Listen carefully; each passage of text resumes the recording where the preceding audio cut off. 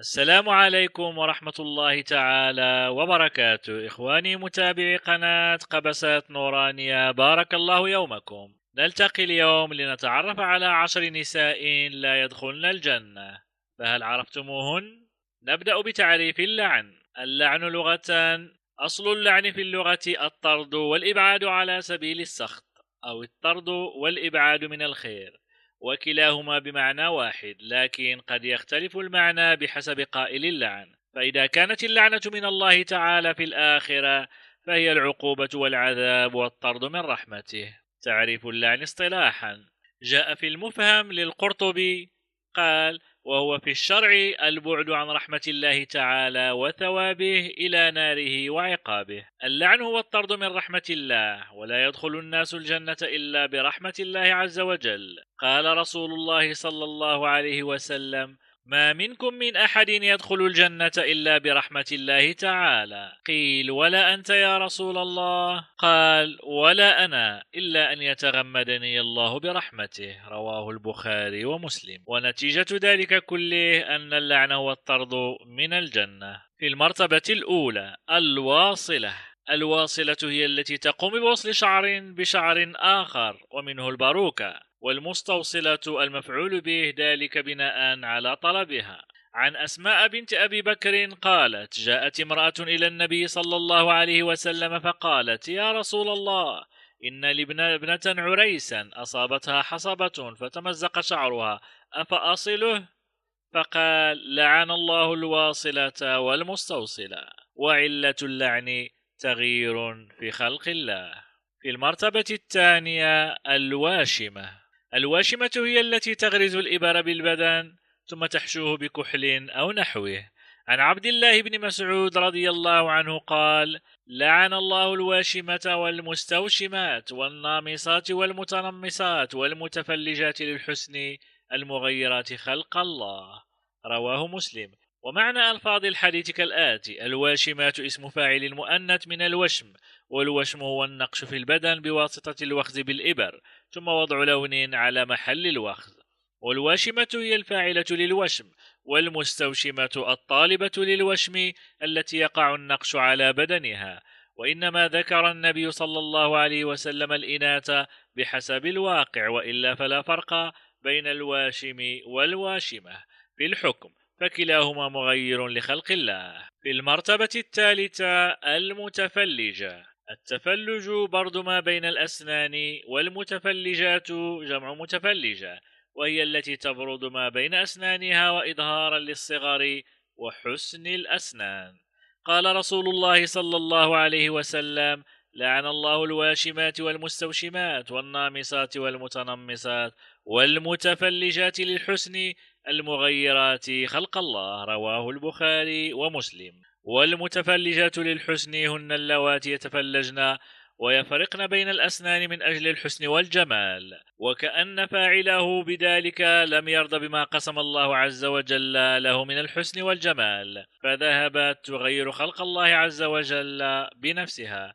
وفي قوله المغيرات خلق الله بيان لعلة التحريم، وهي تغيير خلق الله. وأما قوله المتفلجات للحسن فمعناه يفعلن ذلك طلبا للحسن، وفيه إشارة إلى أن الحرام هو المفعول لطلب الحسن، أما لو احتاجت إليه لعلاج أو عيب في السن ونحوه فلا بأس، والله أعلم. في المرتبة الرابعة النامصة، أو النامصة هي التي تقوم بنتف الحاجبين أو ترقيقهما. أما المتنمصة فهي المفعول بها ذلك بناء على طلبها. فقد ثبت عن عبد الله بن مسعود رضي الله عنه أن النبي صلى الله عليه وسلم لعن الواشمة والمستوشمة والنامصة والمتنمصة والمتفلجات للحسن، كما ورد غير ذي مرة.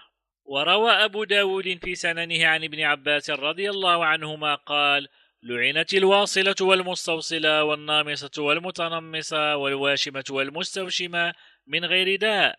قال أبو داود: وتفسير الواصلة التي تصل الشعر بشعر النساء، والمستوصلة المعمول بها، والنامصة التي تنقش الحاجب حتى ترقه، والمتنمصة المعمول بها. وقال الحافظ ابن حجر في الفتح: والمتنمصة هي التي تطلب النماص، والنامصة التي تفعله. والنماص إزالة شعر الوجه بالمنقاش، ويسمى المنقاش منماصا كذلك.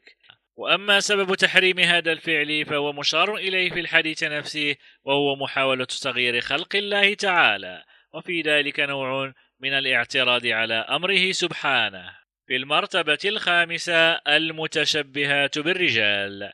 عن ابن عباس رضي الله عنه قال: قال رسول الله صلى الله عليه وسلم: لعن الله المتشبهين من الرجال بالنساء، والمتشبهات من النساء بالرجال. وفي حديث مشابه: لعن الله المخنثين من الرجال والمترجلات من النساء. رواه أحمد والترمذي والبخاري. جاءت شريعتنا بتحريم تشبه الرجال بالنساء وتشبه النساء بالرجال، بل وجاء التغليظ في النهي عن ذلك، حتى لعن النبي صلى الله عليه وسلم أولئك المخالفين للفطرة التي خلقهم الله تعالى عليها. ولا شك أن من أبين مظاهر تخنث الرجل لبسه ما تلبس النساء وتقليده لهن في عاداتهن. فعن أبي هريرة رضي الله عنه قال: لعن رسول الله صلى الله عليه وسلم الرجل يلبس لبسة المرأة، والمرأة تلبس لبسة الرجل. رواه أبو داود وصححه النووي.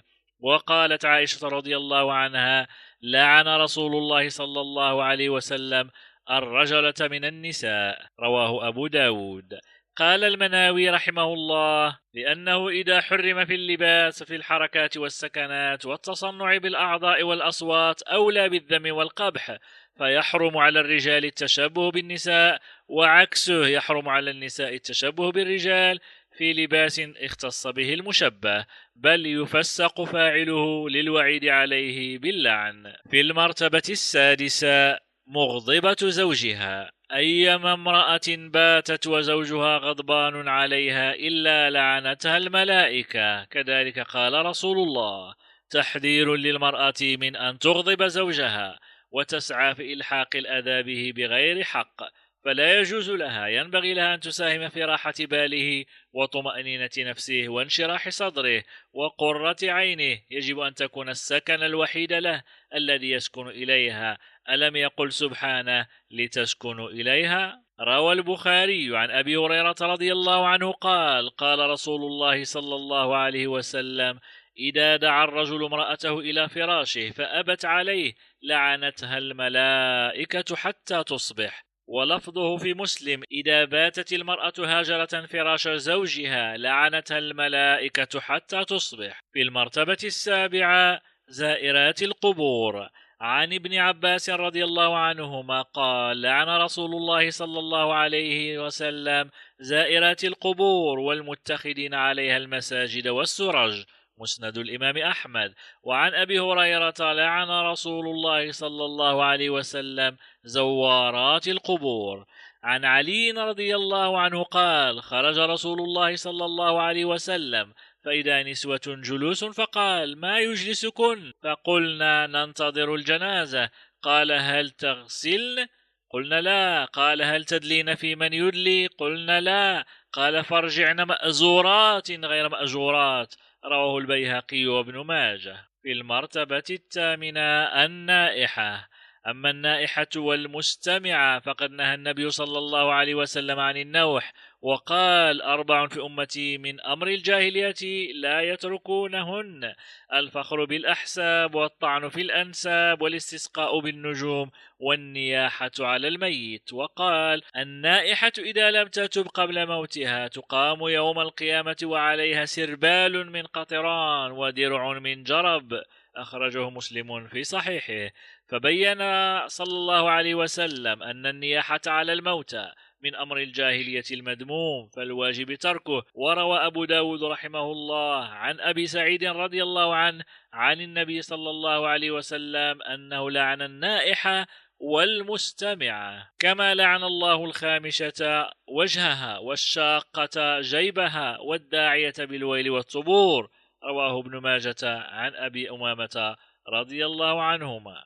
النائحة التي تنوح في المأتم وتدعو بالويل والطبور وتصيح في وقت المصائب والثواكل والكوارث، إذا مات أبوها أو أخوها أو زوجها أو ابنها رفعت صوتها وولولت وناحت وقالت: يا فلان ابن فلان، يا جبلاه، يا كريماه، يا شجاعاه، فهي ملعونة. ويدخل في ذلك المستمعة، قال بعض أهل العلم: هي التي تأتي بالنائحة وتدخل لها أو أجرة وتمهد لها وتدخلها بيتها، فهي ملعونة مع النائحة. في المرتبة التاسعة المتبرجة.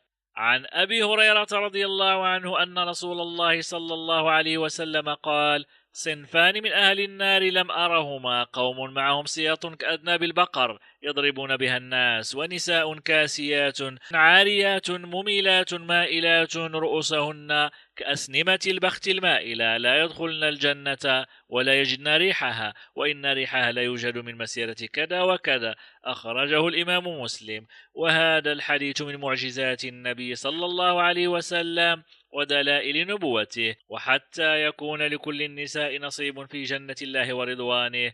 قال الرسول الكريم صلى الله عليه وسلم: يا معشر النساء تصدقن، فإن كن أكثر أهل النار، ولعل ذلك هو أقصر طرقهن للمغفرة. ألم يقل تعالى: إن الله لا يغفر أن يشرك به ويغفر ما دون ذلك لمن يشاء. بذلك أيها الإخوة متابعي قناة قبسات نورانية، نكون قد عرجنا لكم على مجموعة من النساء تمنعهن أفعالهن من دخول الجنة. عافانا الله وإياكم. نلقاكم قريبا إن كان في العمر بقية، والسلام عليكم ورحمة الله تعالى وبركاته.